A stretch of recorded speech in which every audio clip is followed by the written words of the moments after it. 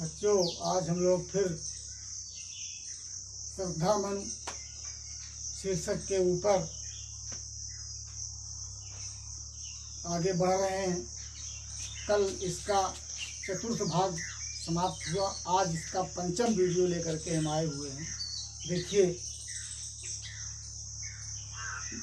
श्रद्धा ने मन से उनका परिचय जब पूछा कि तुम कौन हो, तो मैंने कल बताया था कि अपरिचित व्यक्ति से प्रथम बार में अपना पूरा परिचय न देना चाहिए। उसी प्रकार से मन ने किया। मन ने श्रद्धा के प्रश्न का कोई सटीक जवाब तो न दिया।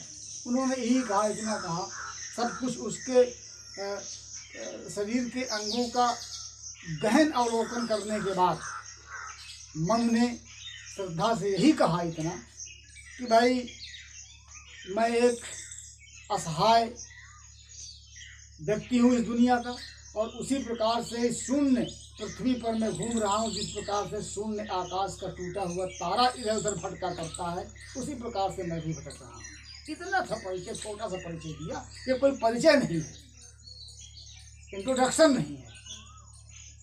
और तुरंत प्रश्न दाग दिया मन ने श्रद्धा से, उनका परिचय पूछ लिया।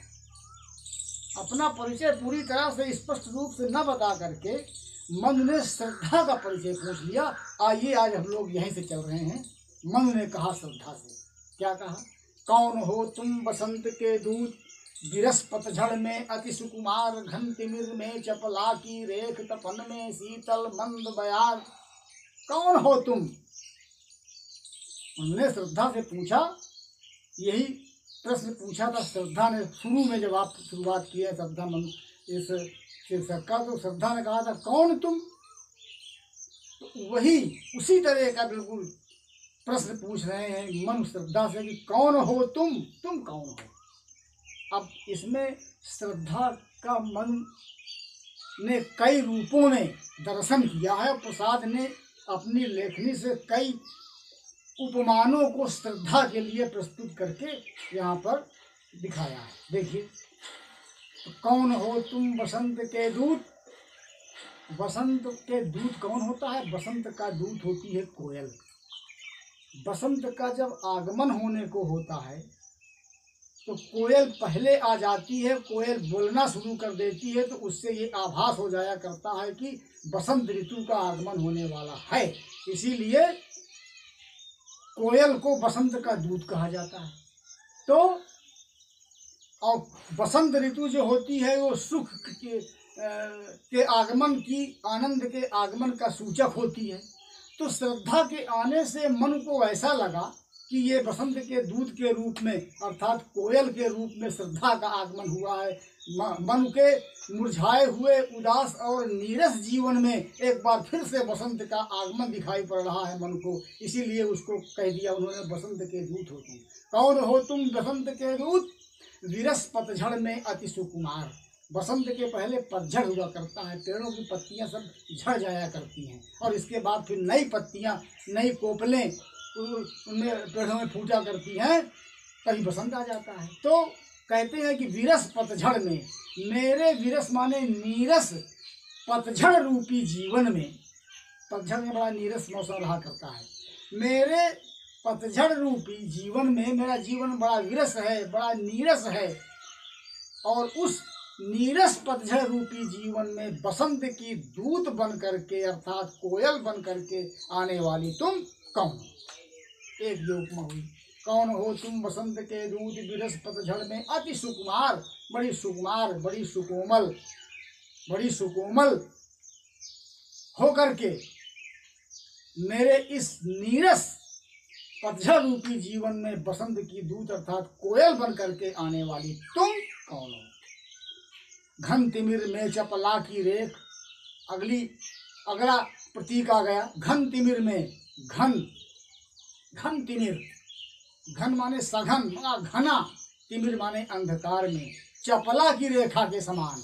चपला माने बिजली, बिजली की रेखा। बिजली जब चमकती है अंधकार में तो एक रेखा बन जाती है बिजली की, और घना अंधकार हो और उस अंधकार में कोई बिजली की रेखा अगर चमक जाए, उसी प्रकार से आने वाली तुम कौन हो। यहाँ पर मनु का जीवन जो है वो घना अंधकार है, मनु के जीवन में अंधकार छाया हुआ है, और उसी जीवन में बिजली की रेखा के समान चमक पैदा करने वाली श्रद्धा जो है वो जब आ जाती है तो मन के जीवन में एक प्रकार का प्रकाश आ जाता है। मन को लगता है कि इसका आगमन जो हुआ है तो मेरे जीवन में अब प्रकाश या सुख का आगमन होने वाला है।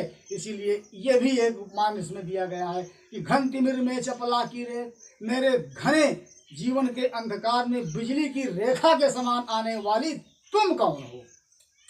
है पूछ रहे हैं कि मेरे नीरस पतझड़ भरे जीवन में बसंत के दूत अर्थात कोयल के समान आगमन करने वाली तुम कौन हो। मेरे जीवन के घने अंधकार में बिजली की रेखा के समान चमकने वाली तुम कौन हो। और फिर आगे, तपन में शीतल मंद बयार, मेरा जीवन तप रहा है इस समय, मेरे जीवन में बड़ी तपन है, मेरे जीवन में बड़ा दुख है, और ऐसे तपते हुए व्याकुल जीवन में ठंडी, तपन में शीतल, ठंडी, मंद, हल्की हल्की, बयार माने हवा के रूप में चलने वाली तुम कौन हो। श्रद्धा के लिए प्रश्न पूछ रहे हैं मन से कि मेरे तपते हुए जीवन में। अब आप जानते हैं कि जब बहुत आदमी को गर्मी लगी रहा करती है, जीवन तपा करता है, गर्मी से व्याकुल रहता है, अगर उस समय तपते हुए समय में अगर कहीं से ठंडी हवा किसी तरफ से अगर आ जाती है तो कितना सुखद एहसास हुआ करता है। उसी प्रकार का श्रद्धा के आने से मन को बड़ा सुखद एहसास हुआ कि श्रद्धा का आगमन हुआ है, इसका आगमन हुआ है, मेरे जीवन में सुख का संचार होने वाला है। तो ये प्रश्न उन्होंने श्रद्धा से पूछा। तो लगा कहने आगंतुक व्यक्ति मिटाता उत्कंठा सविशेष, दे रहा हो कोकिल सानंद सुमन को ज्यों मधुमय संदेश। इतना पूछने के बाद श्रद्धा अब बोल रही है। लगा कहने आगंतुक व्यक्ति, आगंतुक माने आने वाला, व्यक्ति माने व्यक्ति। कौन था आने वाला व्यक्ति? वही श्रद्धा के लिए आगंतुक व्यक्ति का प्रयोग हुआ है। लगा कहने, कहने लगी वो आने वाला जो व्यक्ति अर्थात श्रद्धा जो थी वो कहने लगी। मिटाता उत्कंठा सविशेष, उत्कंठा माने कौतूहल, जिज्ञासा, मन के अंदर जो जानने की जिज्ञासा थी श्रद्धा के विषय में, विशेष रूप से उसको वो मिटाती हुई कहने लगी। मन के अंदर जो जिज्ञासा थी श्रद्धा के विषय में जानने की, उसका परिचय जानने की कि आखिरकार यह है कौन, उस उत्कंठा या कौतूहल या जिज्ञासा को मिटाने के लिए वो श्रद्धा जो है वो बोलने लगी। दे रहा हो कोकिल सानंद सुमन को ज्यों मधुमय संदेश। अब देखिए, समझिएगा बहुत गंभीरता से ये जो पंक्ति इसमें आई हुई है, इसमें महाकवि जयशंकर प्रसाद की कामायनी का ये एक दोष यहाँ पर पकड़ में आ रहा है। और मुझे आज भी याद है वो दिन जब इलाहाबाद विश्वविद्यालय का मैं छात्र हुआ करता था और कामायनी मुझे पढ़ाया करते थे डॉक्टर मोहन अवस्थी, महान विद्वान, मेरे गुरुदेव। उन्होंने, मुझे याद है आज भी, उन्होंने इसी पद्यखंड को पढ़ाते समय बताया था पूरी कक्षा में कि प्रसाद के कामायनी में यहाँ पर लिंग दोष आ गया है। क्या लिंग दोष है? लगा कहने आगंतुक व्यक्ति मिटाता उत्कंठा सविशेष, दे रहा हो कोकिल, कोकिल कोयल, कोयल दे रहा हो कि दे रही हो, यही गड़बड़ हो रहा मामला। संदेश दे रही हो, दे रहा हो कोकिल सानंद, आनंद पूर्वक खुशी से कोयल दे रहा है संदेश, ये लिंग दोष है।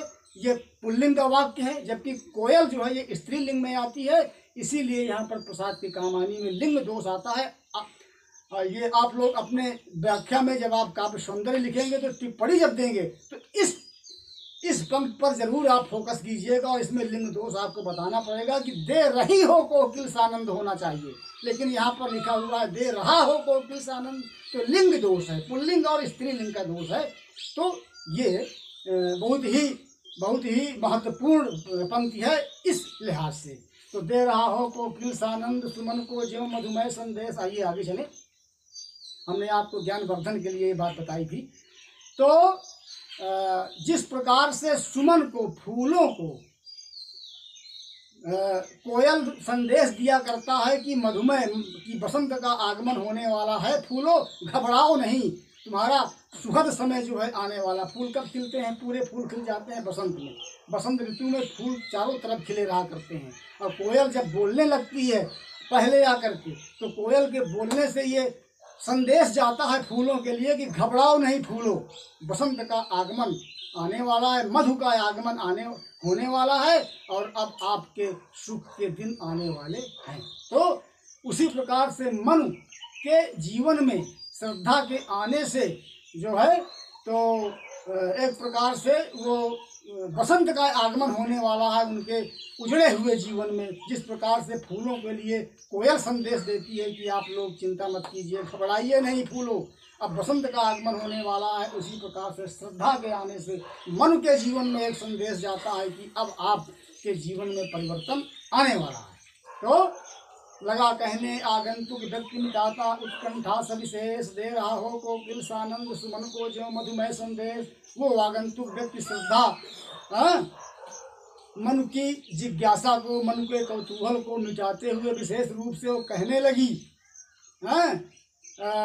जिस प्रकार से कोयल मधुमेह संदेश, मीठा संदेश अर्थात बसंत ऋतु का संदेश फूलों को, सुमनों को देती है कि अब बसंत का आगमन होने वाला है, उसी प्रकार से मनु के जीवन में श्रद्धा का एक संदेश जा रहा है कि अब आपके जीवन में बसंत का आगमन होने वाला है।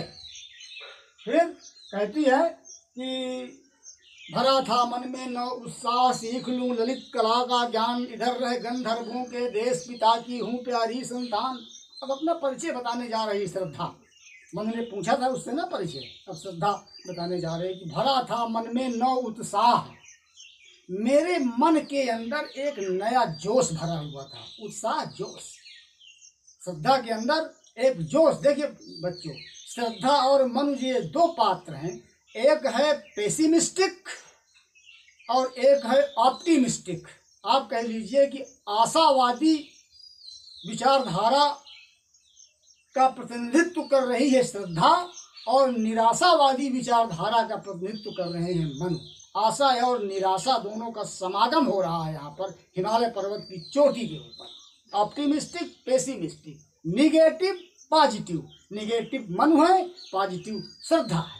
तो कहती है भरा था मन में न उत्साह, मेरे मन के अंदर एक नया जोश भरा हुआ था। कौन कह रही है? श्रद्धा। किससे कह रही है? मनु से। क्या काहे का जोश भरा हुआ था? सीख लूं ललित कला का ज्ञान, ललित कला का ज्ञान सीखने के लिए मेरे मन के अंदर एक जोश भरा हुआ था।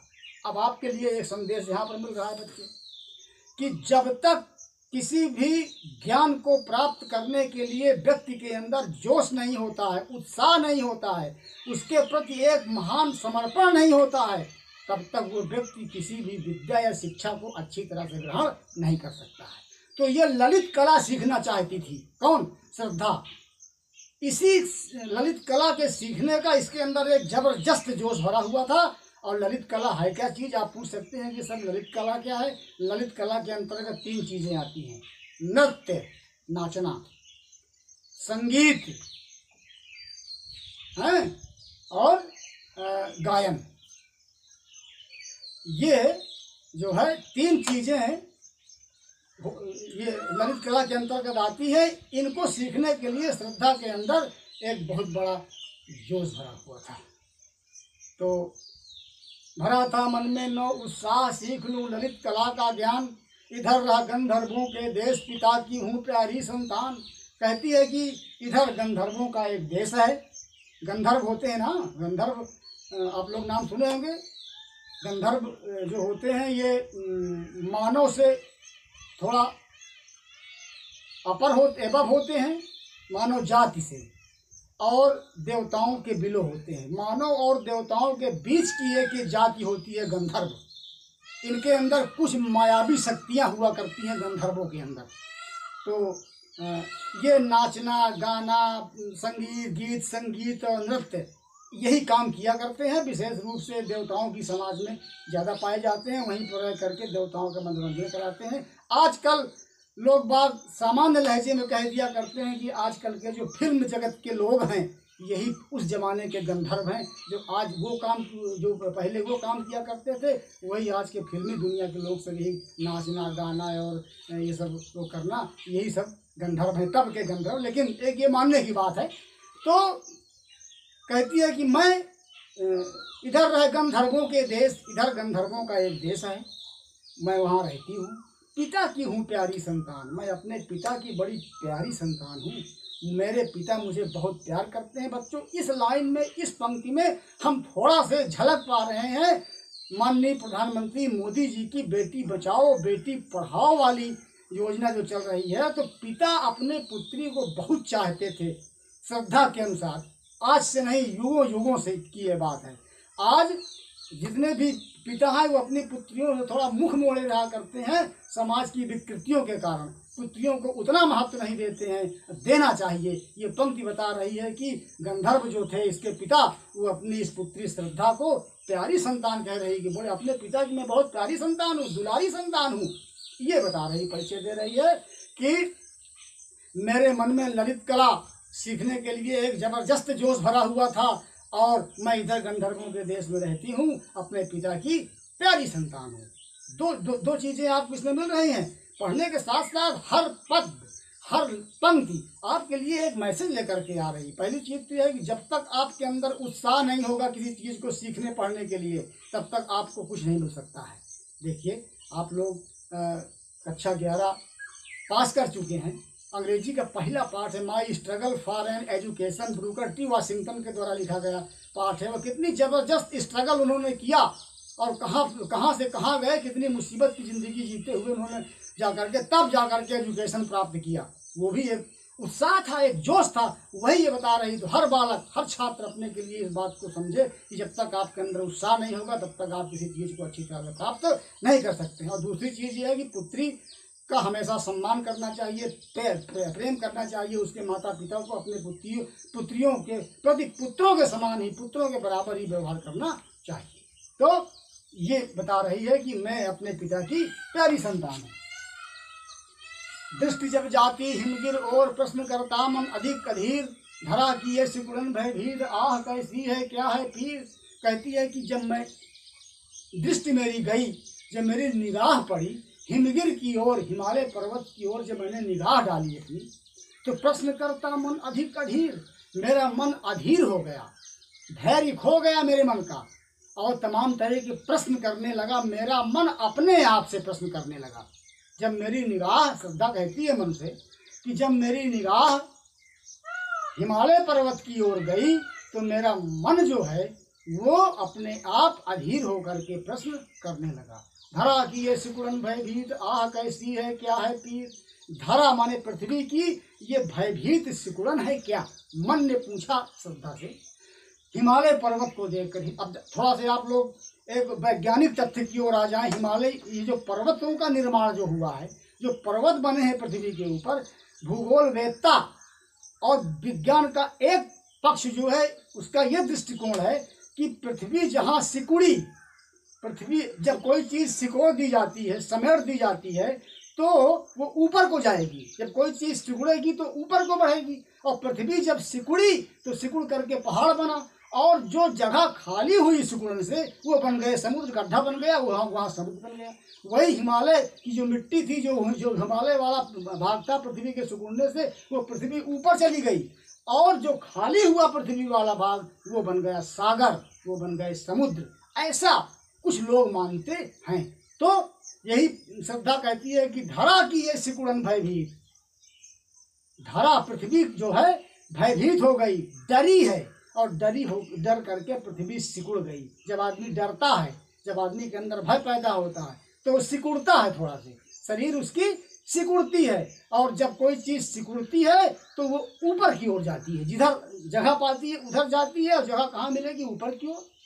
तो हिमालय पर्वत के दृश्य को देख करके श्रद्धा कहती है कि मेरे मन में यह हुआ कि पृथ्वी डर के कारण सिकुड़ी है, और सिकुड़ी जब है तो यही पृथ्वी की सिकुड़न जो है हिमालय पर्वत के रूप में स्थापित हो गई है। धरा की ये सिकुड़न भयभीत, आह कैसी है क्या है पीर। आह, अरे ये कैसी है और किस प्रकार की पीर माने पीड़ा है पृथ्वी की। जब कोई चीज़ जब दर्द होता है, मान लीजिए आपके पेट में दर्द है, जब दर्द बढ़ेगा या किसी शरीर के अंग में दर्द बढ़ेगा तो व्यक्ति सिकुड़ता है, व्यक्ति की शरीर सिकुड़ती है दर्द के मारे, और जब दर्द के मारे सिकुड़ेगी तो वो पृथ्वी में सिकुड़न आएगी तो पृथ्वी ऊपर को जाएगी। यही बात है। कहती है कि धरा की ये सिकुड़न भयभीत, आह कैसी है क्या है पीर। पृथ्वी डर करके सिकुड़ी, और जब सिकुड़ी तो ये ऊपर उसका भाग चला गया जो हिमालय बन गया। आह कैसी है क्या है पीर, अरे ये पृथ्वी की कैसी पीड़ा है, कौन सा दर्द है पृथ्वी का, जो पृथ्वी सिकुड़ गई और ये हिमालय पर्वत बन गया। हिमालय पर्वत को देख करके जो है श्रद्धा के मन में तमाम तरह के प्रश्न होने लगे। बच्चों आज यहीं तक इसकी व्याख्या आपको करना है, और आप लोग होमवर्क भेजते रहिए ताकि मेरा भी मनोबल बढ़ता रहे कि हाँ आप लोग कार्य घर में कर रहे हैं, जुड़ जाइए। अब समय आप देर मत कीजिए, समय नहीं है, ऑनलाइन ही कक्षाएं चलेंगी, कोई विकल्प नहीं है। ये कोविड-19 जो है ये दिन का दिन दूना रात चौगुना होता चला जा रहा है। इसको अभी समाप्त होने के आसार दिखाई नहीं पड़ रहे हैं। जीवन का सवाल है, और ऑनलाइन कक्षाएं विद्यालय की ओर से विधिवत चलाई जा रही हैं। इनमें सहभागिता कीजिए और पूरे काम कीजिए, और इसके बाद इसकी व्याख्या कर लीजिए।